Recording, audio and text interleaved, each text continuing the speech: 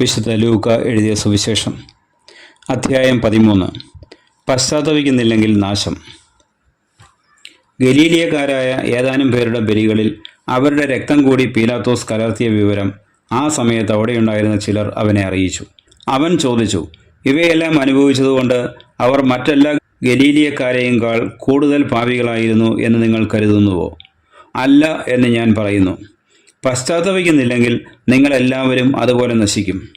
അഥവാ സീലോഹായിലെ ഗോപുരം ഇടിഞ്ഞു വീണ് കൊല്ലപ്പെട്ട ആ 18 പേർ അന്ന് ജെറൂസലേമിൽ വസിച്ചിരുന്ന എല്ലാവരെയുംകാൾ കുറ്റക്കാരായിരുന്നു എന്ന് നിങ്ങൾ വിചാരിക്കുന്നുവോ?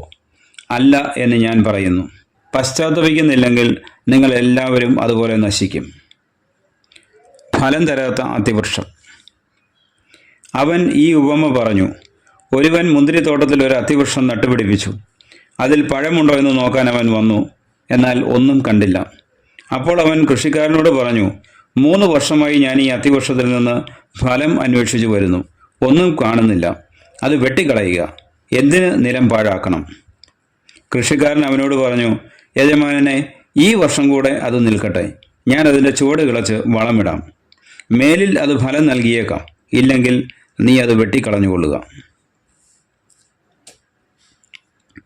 കൂനുള്ള സ്ത്രീയെ സുഖപ്പെടുത്തുന്നു. ഒരു സാപത്തിൽ അവൻ ഒരു സിനഗോഗിൽ പഠിപ്പിച്ചുകൊണ്ടിരുന്നു. 18 വർഷമായി ഒരാത്മാവ് ബാധിച്ച് രോഗിണിയായി നിവർന്നു നിൽക്കാൻ സാധിക്കാത്ത വിധം കൂനിപ്പോയ ഒരുവൾ അവിടെ ഉണ്ടായിരുന്നു. യേശു അവളെ കണ്ടപ്പോൾ അടുത്തു വിളിച്ചു പറഞ്ഞു, സ്ത്രീയെ, നിന്റെ രോഗത്തിൽ നിന്ന് നീ മോചിക്കപ്പെട്ടിരിക്കുന്നു. അവൻ അവളുടെ മേൽ കൈകൾ വെച്ചു. തൽക്ഷണം അവൾ നിവർന്നു നിൽക്കുകയും ദൈവത്തെ സ്തുതിക്കുകയും ചെയ്തു. യേശു സാപത്തിൽ രോഗം സുഖപ്പെടുത്തിയതിൽ കോപിച്ച് സിനഗോഗ് അധികാരി ജനങ്ങളോട് പറഞ്ഞു, ജോലി ചെയ്യാവുന്ന 6 ദിവസങ്ങളുണ്ട്. ആ ദിവസങ്ങളിൽ വന്ന് രോഗശാന്തി നേടിക്കൊള്ളുക, സാപത്ത് ദിവസം പാടില്ല. അപ്പോൾ കർത്താവ് പറഞ്ഞു, കപടനാട്യക്കാരെ, നിങ്ങൾ ഓരോരുത്തരും സാപത്തിൽ കാളയെയോ കഴുതയെയോ തൊഴുത്തിൽ നിന്നഴിച്ച് വെള്ളം കുടിപ്പിക്കാൻ കൊണ്ടുപോകുന്നില്ലേ? 18 വർഷം സാത്താൻ ബന്ധിച്ചിട്ടിരുന്നവളായ അബ്രാഹത്തിൻ്റെ ഈ മകളെ സാപത്ത് ദിവസം അഴിച്ചു വിടേണ്ടതില്ലെന്നോ?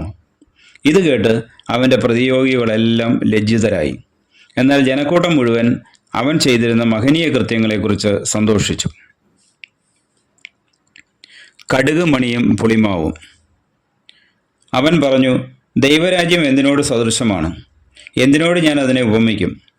അത് ഒരുവൻ തൻ്റെ തോട്ടത്തിൽ പാകിയ കടുക് മണിക്ക് സദൃശമാണ്. അത് വളർന്ന മരമായി. ആകാശത്തിലെ പക്ഷികൾ അതിൻ്റെ ശാഖകളിൽ ചേക്കേറി. അവൻ വീണ്ടും പറഞ്ഞു, ദൈവരാജ്യത്തെ എന്തിനോടാണ് ഞാൻ ഉപമിക്കേണ്ടത്?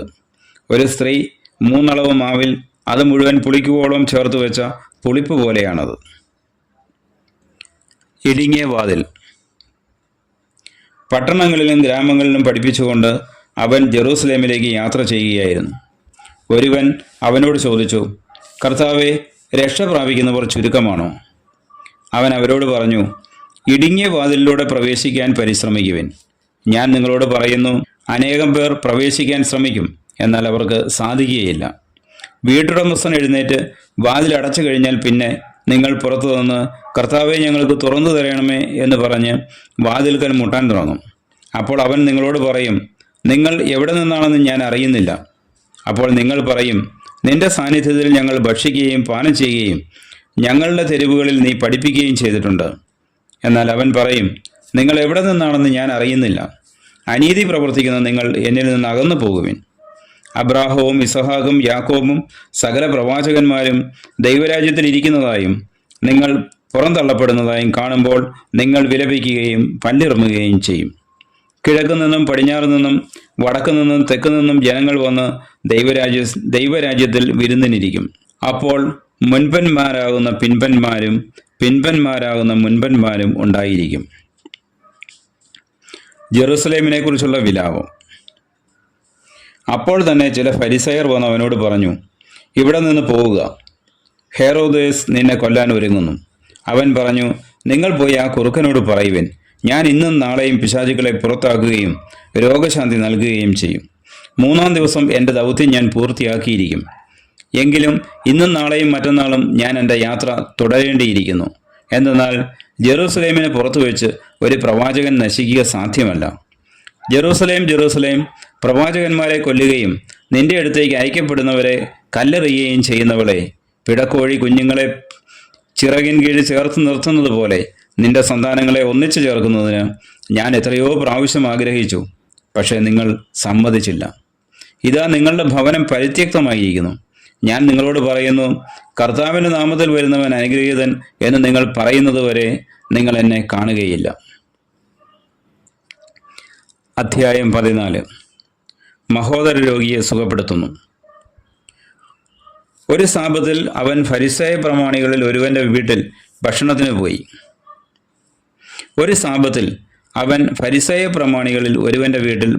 പോയി. അവർ അവനെ ശ്രദ്ധിച്ചുകൊണ്ടിരുന്നു. അവിടെ ഒരു മഹോദര രോഗിയുണ്ടായിരുന്നു. യേശു നിയമജ്ഞരോടും ഫരിസേയരോടുമായി ചോദിച്ചു, സാബത്തിൽ രോഗശാന്തി നൽകുന്നത് അനുവദനീയമോ അല്ലയോ? അവർ നിശബ്ദരായിരുന്നു. യേശു അവനെ അടുത്ത് വിളിച്ച് സുഖപ്പെടുത്തി അയച്ചു. അനന്തരം അവൻ അവരോട് ചോദിച്ചു, സാബത്തിൽ തൻ്റെ പുത്രനോ കാളയോ കിണറ്റിൽ വീണാൽ ഉടൻ പിടിച്ചു കയറ്റാത്തവനായി നിങ്ങളിൽ ആരുണ്ട്? മറുപടി പറയാൻ അവർക്ക് കഴിഞ്ഞില്ല. അതിഥിക്കും ആതിഥേയനും ഉപദേശം. ക്ഷണിക്കപ്പെട്ടവർ പ്രമുഖ സ്ഥാനങ്ങൾ തിരഞ്ഞെടുക്കുന്നത് കണ്ടപ്പോൾ അവൻ അവരോട് ഒരു ഉപമ പറഞ്ഞു. ആരെങ്കിലും നിന്നെ ഒരു കല്യാണ വിരുന്നിന് ക്ഷണിച്ചാൽ പ്രമുഖ സ്ഥാനത്ത് കയറിയിരിക്കരുത്. ഒരുപക്ഷെ നിന്നേക്കാൾ ബഹുമാന്യനായ ഒരാളെ അവൻ ക്ഷണിച്ചിട്ടുണ്ടായിരിക്കും.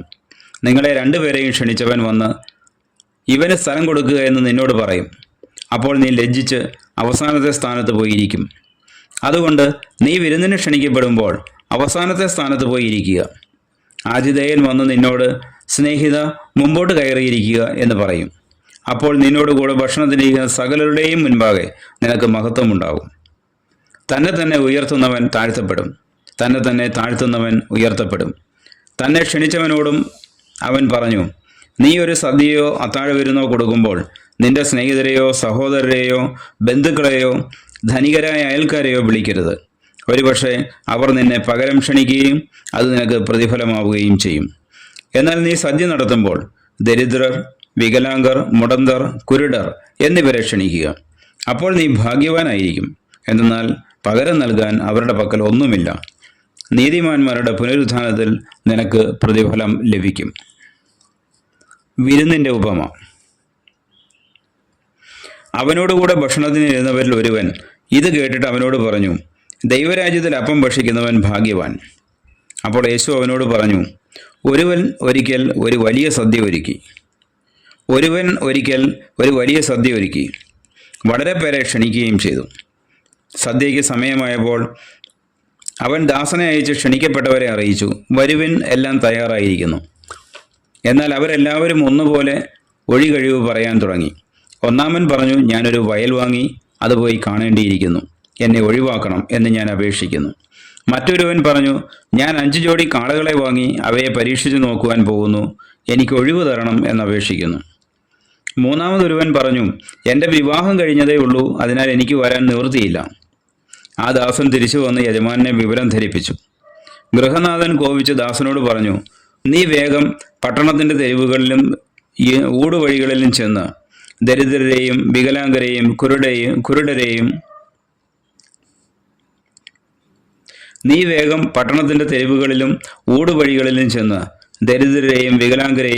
കുരുടരെയും മുടന്തരെയും ഇവിടെ കൂട്ടിക്കൊണ്ടുവരിക. അനന്തരം ആ ദാസൻ പറഞ്ഞു, യജമാനനെ, നീ കൽപ്പിച്ചതുപോലെ ഞാൻ ചെയ്തു, ഇനിയും സ്ഥലമുണ്ട്. യജമാനൻ ദാസനോട് പറഞ്ഞു, നീ പെരുവഴിയിലും ഇടവഴികളിലും ചെന്ന് എൻ്റെ വീട് നിറയുവോളം ആളുകൾ അകത്തേക്ക് വരുവാൻ നിർബന്ധിക്കുക.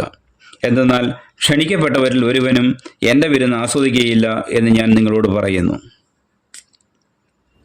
ശിഷ്യത്വത്തിൻ്റെ വില. വലിയ ജനക്കൂട്ടങ്ങൾ അവൻ്റെ അടുത്ത് വന്നു. അവൻ തിരിഞ്ഞവരോട് പറഞ്ഞു, സ്വന്തം പിതാവിനെയും മാതാവിനെയും ഭാര്യയെയും മക്കളെയും സഹോദരന്മാരെയും സഹോദരിമാരെയും എന്നല്ല, സ്വജീവനെ തന്നെയും വെറുക്കാതെ എൻ്റെ അടുത്ത് വരുന്ന ആർക്കും എൻ്റെ ശിഷ്യനായിരിക്കുവാൻ സാധിക്കുകയില്ല. സ്വന്തം കുരിശ് വഹിക്കാതെ എൻ്റെ പിന്നാലെ വരുന്നവന് എൻ്റെ ശിഷ്യനായിരിക്കുവാൻ കഴിയുകയില്ല. ഗോപുരം പണിയാൻ ഇച്ഛിക്കുമ്പോൾ അത് പൂർത്തിയാക്കാൻ വേണ്ട വക തനിക്കുണ്ടോ എന്ന് അതിൻ്റെ ചിലവ് ആദ്യമേ തന്നെ കണക്ക് കൂട്ടി നോക്കാത്തവൻ നിങ്ങളിൽ ആരുണ്ട്? അങ്ങനെ ചെയ്യുന്നില്ലെങ്കിൽ അടിത്തറ കെട്ടിക്കഴിഞ്ഞ് പണി മുഴുവനാക്കാൻ കഴിയാതെ വരുമ്പോൾ കാണുന്നവരെല്ലാം അവനെ ആക്ഷേപിക്കും.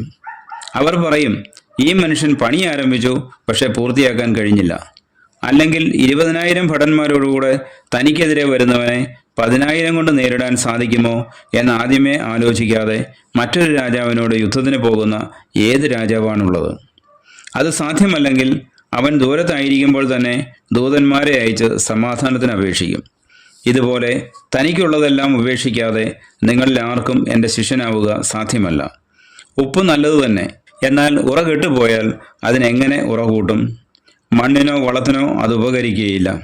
ആളുകൾ അത് പുറത്തെറിഞ്ഞു കളയുന്നു. കേൾക്കാൻ ചെവിയുള്ളവൻ കേൾക്കട്ടെ. അധ്യായം 15. കാണാതായ ആടിൻ്റെ ഉപമ. ചുങ്കക്കാരും പാപികളുമെല്ലാം അവൻ്റെ വാക്കുകൾ കേൾക്കാൻ അടുത്തു വന്നുകൊണ്ടിരുന്നു. ഫരിസേയരും നിയമജ്ഞരും പിറുപിറുത്തു. ഇവൻ പാപികളെ സ്വീകരിക്കുകയും അവരോടുകൂടെ ഭക്ഷണത്തിനിരിക്കുകയും ചെയ്യുന്നു. അവൻ അവരോട് ഈ ഉപമ പറഞ്ഞു. നിങ്ങളിൽ ആരാണ് തനിക്ക് 100 ആടുകൾ ഉണ്ടായിരിക്കെ അവയിൽ ഒന്ന് നഷ്ടപ്പെട്ടാൽ 99 മരുഭൂമിയിൽ വിട്ടിട്ട് നഷ്ടപ്പെട്ടതിനെ കണ്ടുകിട്ടുവോളം തേടിപ്പോകാത്തത്? കണ്ടുകിട്ടുമ്പോൾ സന്തോഷിച്ച് അതിനെ തോളിലേറ്റുന്നു. വീട്ടിലെത്തുമ്പോൾ അവൻ കൂട്ടുകാരെയും അയൽവാസികളെയും വിളിച്ചുകൂട്ടി പറയും, നിങ്ങൾ എന്നോടുകൂടെ സന്തോഷിക്കുവിൻ, എൻ്റെ നഷ്ടപ്പെട്ട ആടിനെ കണ്ടുകിട്ടിയിരിക്കുന്നു. അതുപോലെ തന്നെ അനുതാപം ആവശ്യമില്ലാത്ത 99 നീതിമാന്മാരെക്കുറിച്ച് എന്നതിനേക്കാൾ അനുതപിക്കുന്ന ഒരു പാപിയെക്കുറിച്ച് സ്വർഗത്തിൽ കൂടുതൽ സന്തോഷമുണ്ടാകും എന്ന് ഞാൻ നിങ്ങളോട് പറയുന്നു. കാണാതായ നാണയത്തിൻ്റെ ഉപമ. ഏത് സ്ത്രീയാണ് തനിക്ക് 10 നാണയമുണ്ടായിരിക്കെ അതിലൊന്ന് നഷ്ടപ്പെട്ടാൽ വിളക്ക് കൊളുത്തി വീടടിച്ചു വാരി അത് കണ്ടുകിട്ടുവോളം ഉത്സാഹത്തോടെ അന്വേഷിക്കാത്തത്? കണ്ടുകിട്ടുമ്പോൾ അവൾ കൂട്ടുകാരെയും അയൽവാസികളെയും വിളിച്ചുകൂട്ടി പറയും, എന്നോടുകൂടെ സന്തോഷിക്കുവിൻ, എൻ്റെ നഷ്ടപ്പെട്ട നാണയം വീണ്ടും കിട്ടിയിരിക്കുന്നു. അതുപോലെ തന്നെ അനുതപിക്കുന്ന ഒരു പാപിയെക്കുറിച്ച് ദൈവത്തിൻ്റെ ദൂതന്മാരുടെ മുൻപിൽ സന്തോഷമുണ്ടാകും എന്ന് ഞാൻ നിങ്ങളോട് പറയുന്നു. ധൂർത്തപുത്രൻ്റെ ഉപമ. അവൻ പറഞ്ഞു, ഒരു മനുഷ്യന് 2 പുത്രന്മാരുണ്ടായിരുന്നു. ഇളയവൻ പിതാവിനോട് പറഞ്ഞു, പിതാവേ, സ്വത്തിൽ എൻ്റെ ഓഹരി എനിക്ക് തരിക. അവൻ സ്വത്ത് അവർക്കായി ഭാഗിച്ചു. ഏറെ താമസിയാതെ ഇളയ മകൻ എല്ലാം ശേഖരിച്ചുകൊണ്ട് ദൂരദേശത്തേക്ക് പോയി.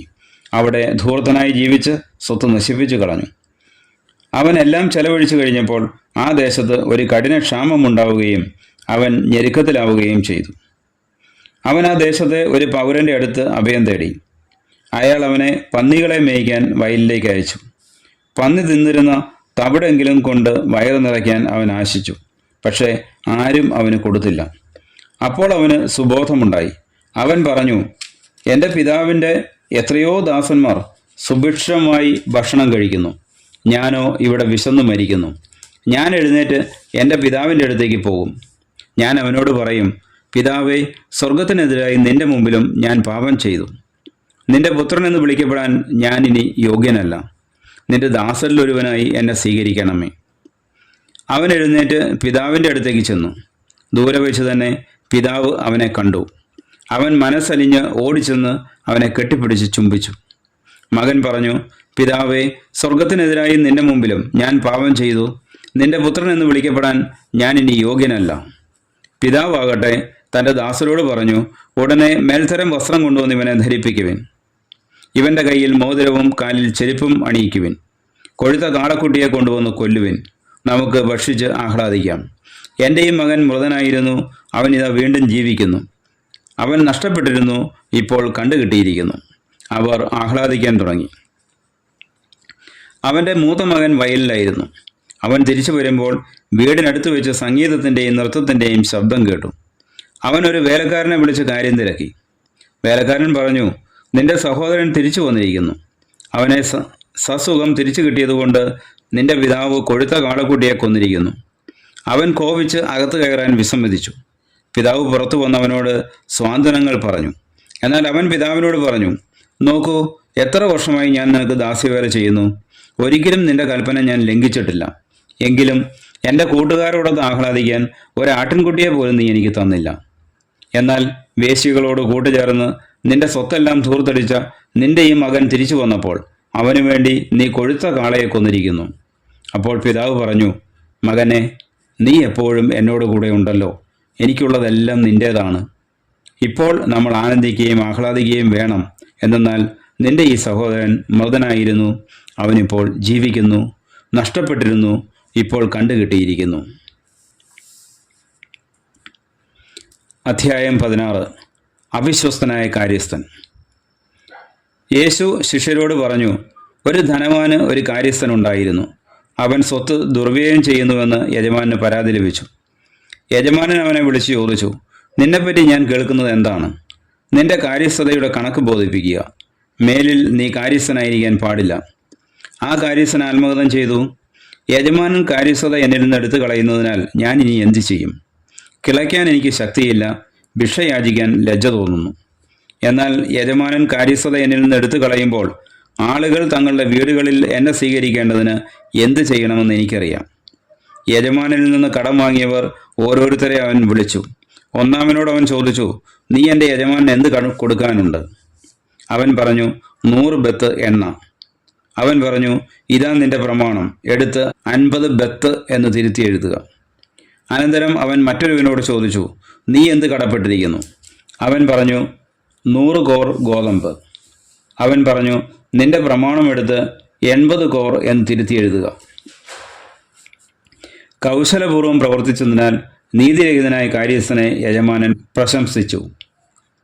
എന്തെന്നാൽ ഈ യുഗത്തിൻ്റെ മക്കൾ തങ്ങളുടെ തലമുറയിൽ വെളിച്ചത്തിൻ്റെ മക്കളേക്കാൾ ബുദ്ധിശാലികളാണ്.